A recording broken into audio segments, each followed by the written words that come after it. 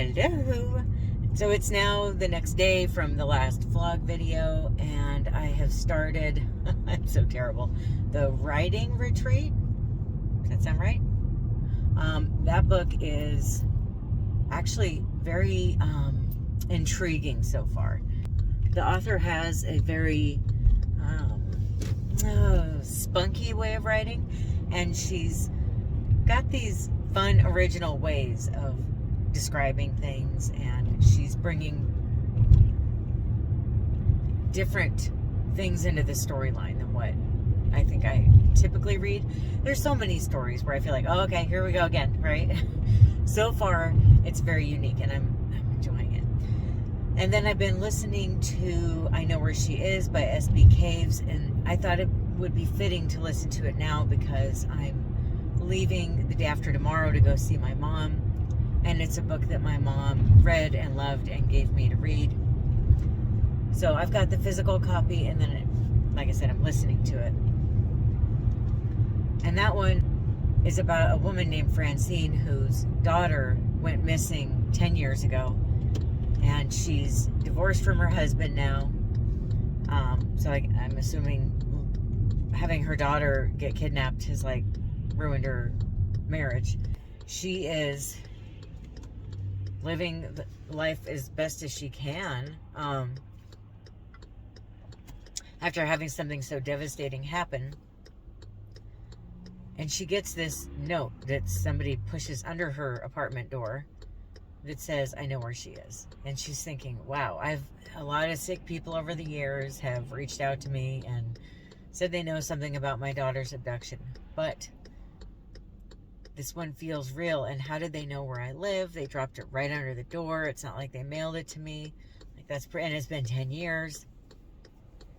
This girl that claims to have been where her daughter was is behind it and is trying to tell her where her daughter is. And it goes from there. But it looks like this book will be about how corrupt things are in our government and in our police force. And it looks like it's also highlighting how important it is to have people on your team.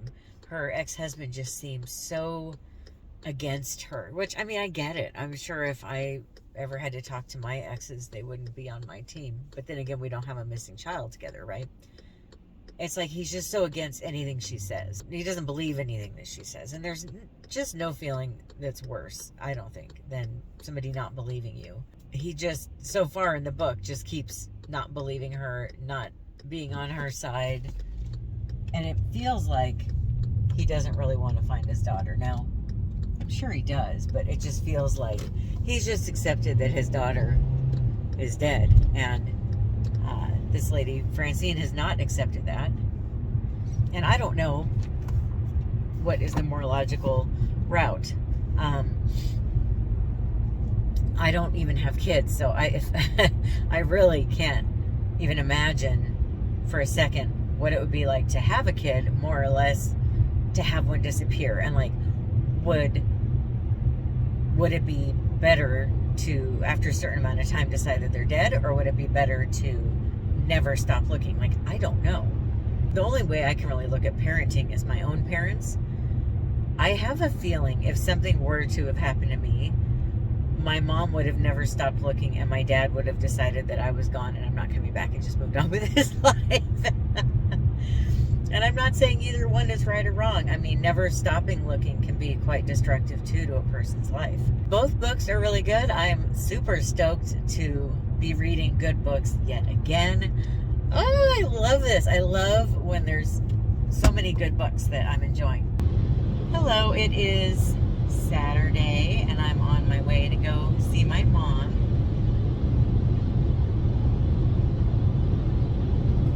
I realized the last time I checked in with you that I hadn't told you about what I thought about Never Lie. It had a nice flow to it. It's really about lies and how much they can destruct our lives and our relationships with people. And there's definitely some twists in there. I had said in the last video that I did that I kind of felt like it was predictable in certain ways, and it wasn't. I was being misled. And that's cool. I didn't guess what was going on, and that made it really fun, and it was just a really nice, fast-paced book. So I give that one 4.5 stars. I thought it was super good, but if I have to round up or down, I'm going to round down, because it just didn't have that little special oomph that I need for it to be a 5-star. I didn't feel like it was a book that had a lot of quotes that I wanted to write down and keep. I don't know that I'll want to reread it. I don't feel like my heart like leaps with excitement every time I think about it, and I didn't think it was beautifully written. The writing was decent, but it wasn't, anything to write home about. And so those are kind of the things that a book has to be for it to be a 5-star. Then I listened to I Know Where She Is, and I thought, okay, I'm going to start this so that I'm already into it when I start this road trip. Well, it was so good, I couldn't stop listening. And I ended up finishing it before I left this morning. So, that one, I kept thinking about, can you imagine whether you were abducted or whether you were a mother who had a child get abducted, what that would feel like? And whether you ever get found or not, just how much it would totally change the rest of your life. If you get found, you look at the world different now. And if you don't, well, you really look at the world different now. And it's just really something interesting to think about. I loved the love that is described that the mother has for the daughter, and it was a really quick read for me. I had a hard time putting that one down too. That was another one where it was 4.5 stars, but I'm rounding down to 4. And now I'm listening to In a Dark Wood by my girl, Ruth Ware. It's like I hesitate to even talk about how much I love Ruth Ware, because I know that so many booktubers hate her or talk badly about her. But you know what? I'm not them and they're not me, and we don't have to agree on everything at all. And we definitely don't agree about Ruth Ware, because I think Ruth Ware is amazing. I love her writing. I love how easy it is to get into her books. Usually the protagonist is someone that I get attached to in some degree, and I just think it's wonderful. Oh, is that a gas station? Oh, I should stop and take a bathroom break then, because I definitely do need to go to the bathroom. But I'm 9 or 10 chapters in now, and I think it's super good. Okay, I just stopped to go to the girls' room.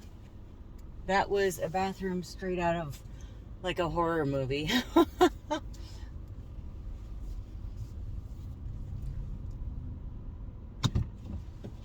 Like you would think if you had a gas station with like super overpriced everything because it's in the middle of nowhere, that you would at least have a nice clean bathroom for all the people driving through that, have to use the facilities. But it was like, which one is that?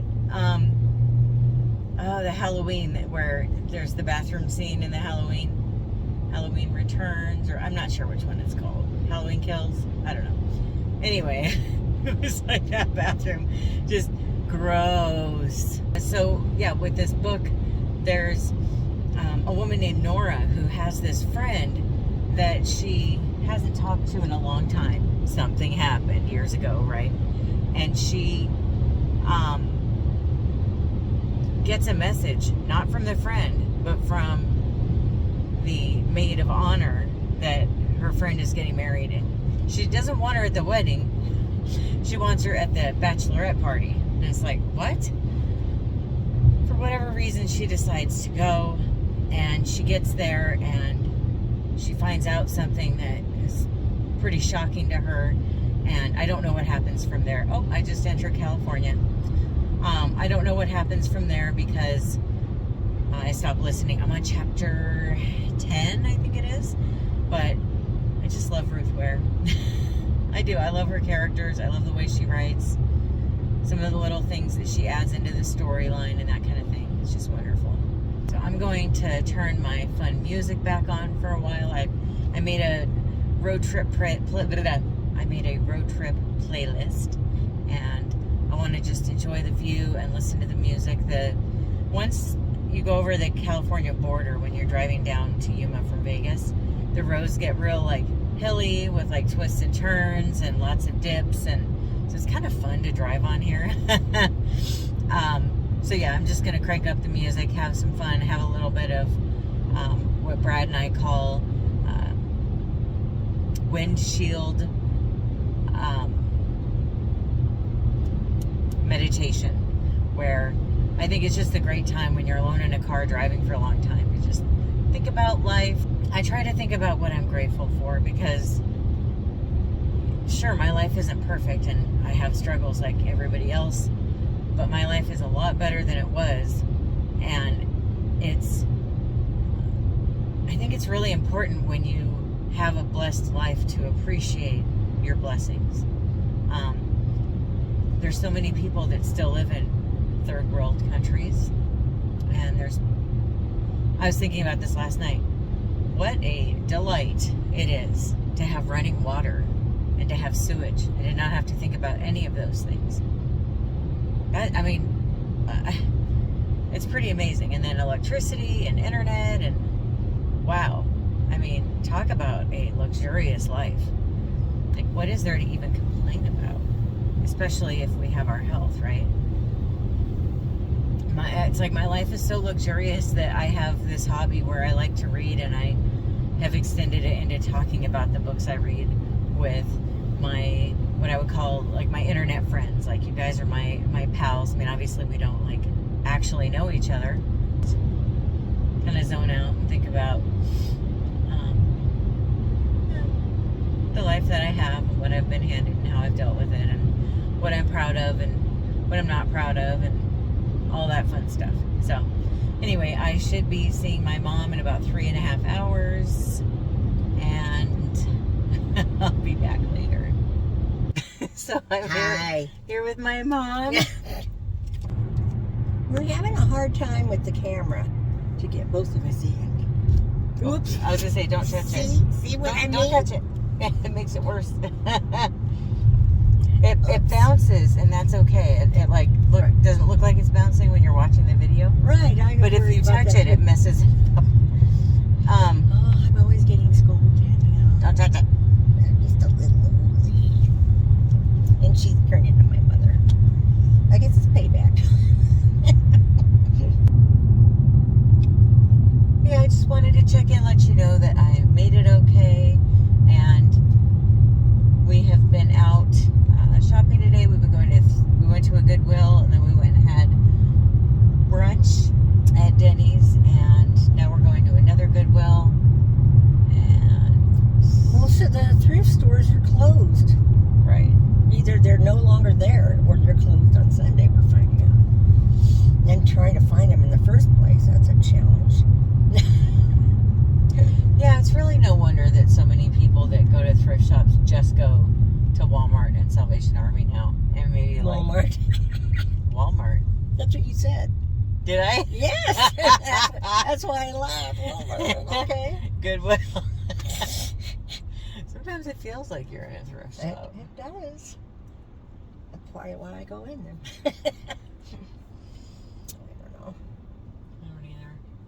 The way prices are every day, I don't care where people shop, you know. You go where it makes the most sense for you to go. It's nothing to do with income level. I mean, I like to shop in Goodwill stores, and you know, and we make plenty of money where I don't have to. But maybe I wouldn't be in this financial situation if I didn't shop in Goodwill stores. All helps. Yeah, I mean, there's so many people that have a lot of money that shop at thrift shops and don't drive a new fancy car, and it almost seems like people that don't stay rich long are the ones that like have like a Maserati and wear designer clothes, and because they're blowing through it so fast that they blow through it. You have to be smart about how you spend your money. Well, all the toys, like people in our RV park, all the toys they have, and I don't mean, little Tonka toys. I mean the big grown-up Tonka stuff.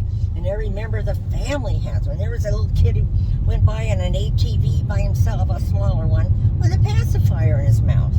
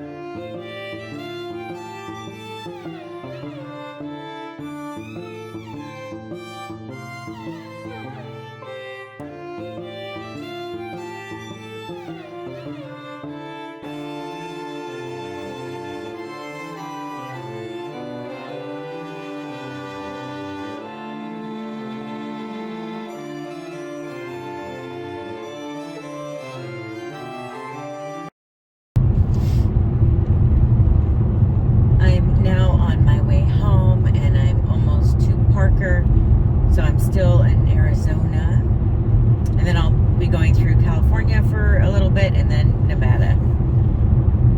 As you can see, it's kind of dusty out because it's a little bit windy, and we're not all going very fast because of the wind, and I'd rather get home safely, than be one of those people that drives like a bat out of hell or something. I guess the older I get, the more I care about safety. This is creepy, huh? It's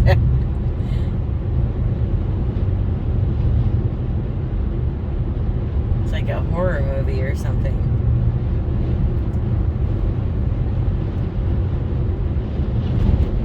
Oof, it's so windy. And Brad said that there's snow flurries at home. And there's supposed to be rain coming up soon, as you can probably tell. If you look at how dark. I mean, you can't even see the mountains. It should be in front of us right now. You can't even see them. It's bizarre.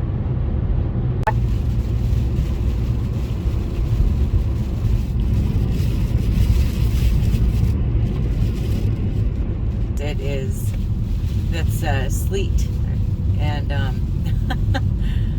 obviously it's really windy out.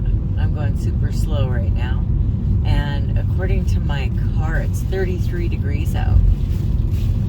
This is quite the weather here. I hope my stepdad wasn't trying to golf again today, because it's a little cold for that. Oh, I don't want to drive in this.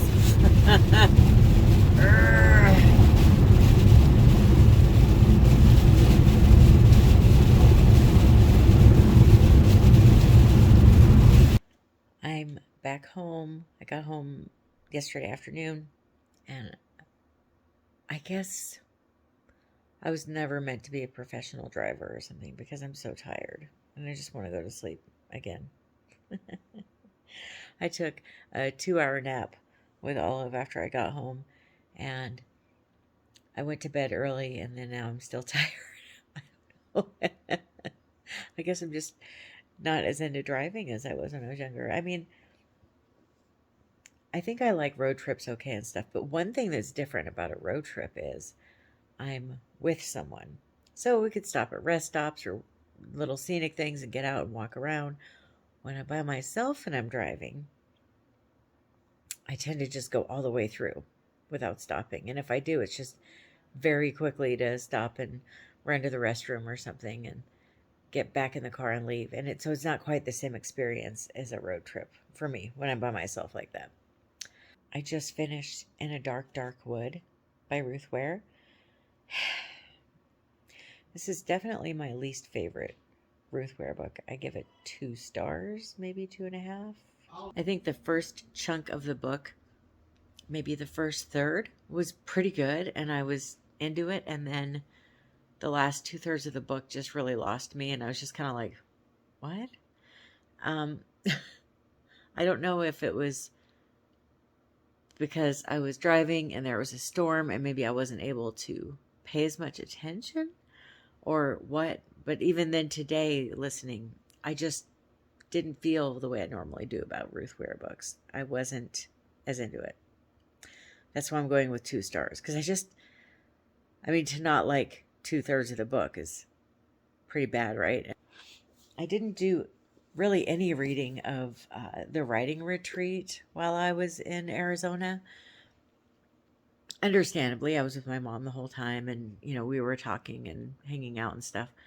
But I did get a chunk of it read last night. I think I was on page 50 when I got down there, and now I'm on 110. So I read about 60 pages last night, and I am really enjoying this one. Quite a bit, actually. I really like her writing. Her writing is just really neat.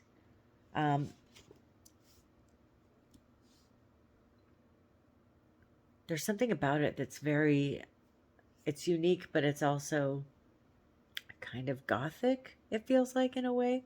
And I'm really enjoying hearing about the characters and about the mansion that they're in. Of course, it's a spooky mansion. More than one story, like I had mentioned before. So in this book, the protagonist, Alex, goes to this mansion. She's been chosen for a writing retreat, and everybody's expected to write a book in a month, which is kind of crazy. And the person with the best book wins and gets the book published and wins money and all kinds of stuff. And she's really struggling. She's got writer's block, and she's trying to figure out what to do. And the author who's hosting it gives her some advice and really kind of has this nice conversation with her, and it helps bring her out of her writer's block. And I wanted to read you just a little excerpt here just to kind of give you a feel for the writing. I hadn't felt this sparkling sense of inspiration, for a long time. The energy felt volatile, almost sexual. It filled every cell, making them glow in the dark. It had been hard to get to sleep after that. I'd kept a notebook on the nightstand and kept reaching over to turn on the light, half sitting up so I could jot down a new idea. I just love the way she describes that feeling of having that almost electric, creative feeling. I don't get that with writing. I'm not an author, but I do get that with paintings when I'm in my painting zone, which comes and goes. It ebbs and flows, usually for maybe a year and a half. I am painting like crazy, and then I'll take a couple years off of painting, and then I'll get really motivated and inspired, and I'll start painting again. And I can't explain what that is, but I'm assuming that's how it is for writers too, where sometimes they just really want to write a lot, and sometimes they're just not feeling it. The way that she described it just felt so accurate. And it's really fun because they're giving me excerpts from the protagonist's book that she wrote. And that's really fun too. So I think this is going to be a book I really like. And this is a debut author. So maybe this will be a favorite new author for me too.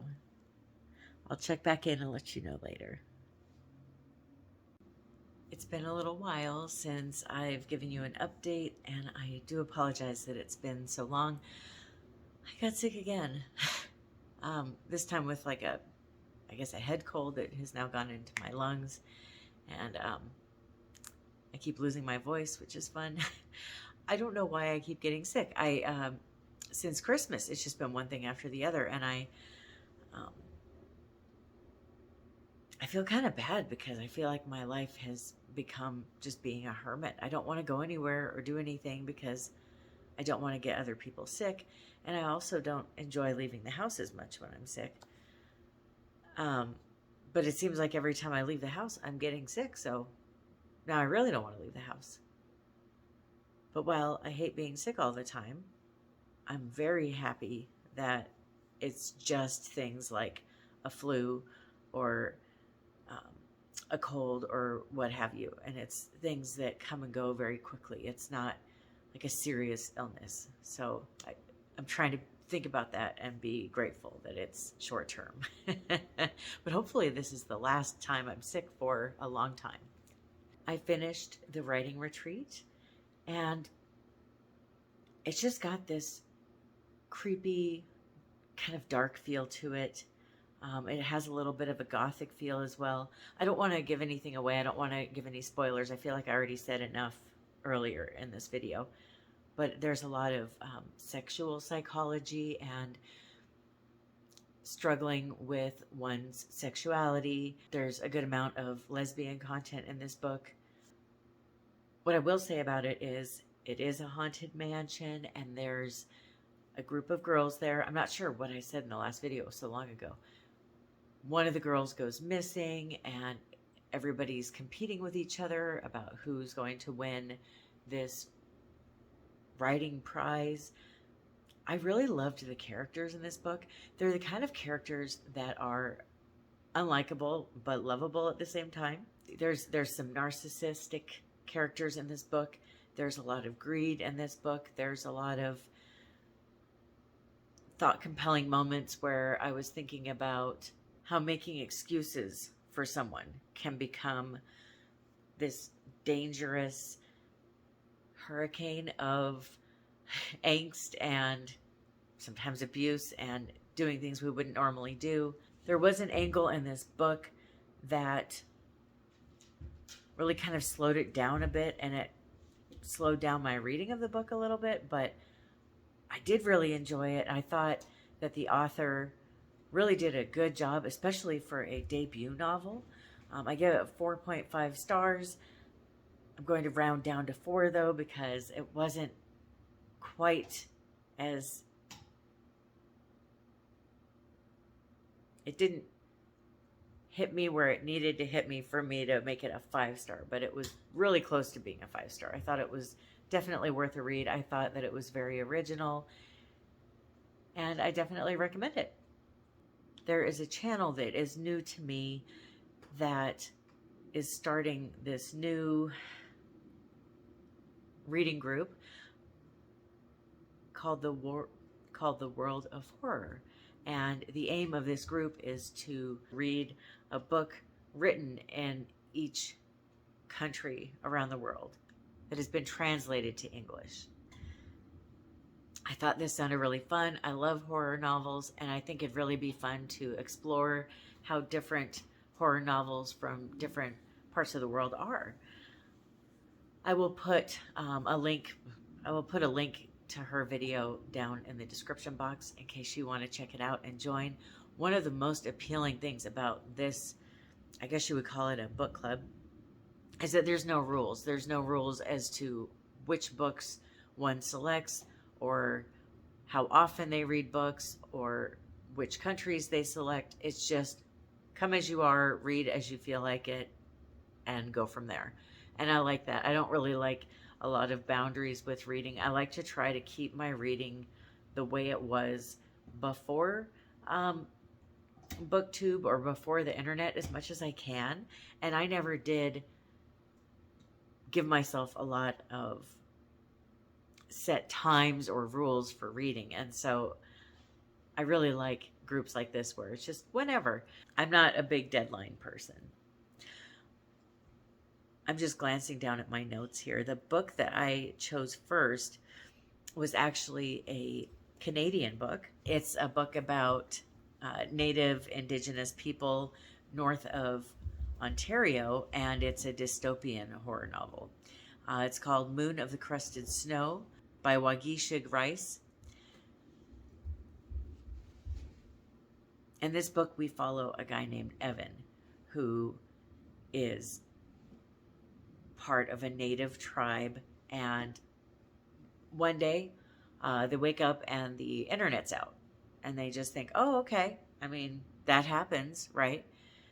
And then the power goes out, and it just keeps going from there. And it's a slow burn dystopian horror novel, but I I found it very, very thought compelling. I found it very fascinating, and I was really thinking about that. If the internet went out, how long would it take us to realize that the you know what has hit the fan? I don't know about you, but all the news that I get is either on my phone or on my satellite radio or on my TV, which goes through internet. I don't know how I don't know that I would realize very quickly that something was wrong and that I needed to really get ready for bad things to start happening. We do have one of those radios from back when we still lived in Florida and we were dealing with hurricanes where you crank it and you can listen to the radio that way. But that's all that we would have if the internet and electricity went down to find out what's going on. So I'm glad we have that radio. And I think everybody should have one. But even then, would people be talking about what's going on the radio? Maybe they would, but it's just an interesting thought. How long would it take people to realize that things as we know them are over? I found this book to be very entertaining. There was multiple points in the book where I laughed. And my husband would be walking by. I listened to the book. He would be walking by and he would laugh too at just different things that were being said or the way things were said. I found it to be a lot more enjoyable and entertaining than a lot of dystopian books are. I really loved learning more about the native culture, and I also enjoyed the few hockey references that were thrown in there because I'm a hockey fan. And I give this one 5 stars. I thought it was amazing. Since then, I have read The Color Purple, and I'm almost done with The Banned Bookshop of Maggie Banks. And I'll be talking about these in the next video because I feel like at this point, this video has probably become a little bit too long. I appreciate your patience with me and not being around as much lately. I have a lot of tag videos I need to do. I have really fallen behind with my tag videos. I need to get caught up. Hopefully I can do that soon. Be sure to let me know down in the comments if you've read any of these books or if you plan on reading them, or if you like, let me know what you're reading right now and what you're thinking of it.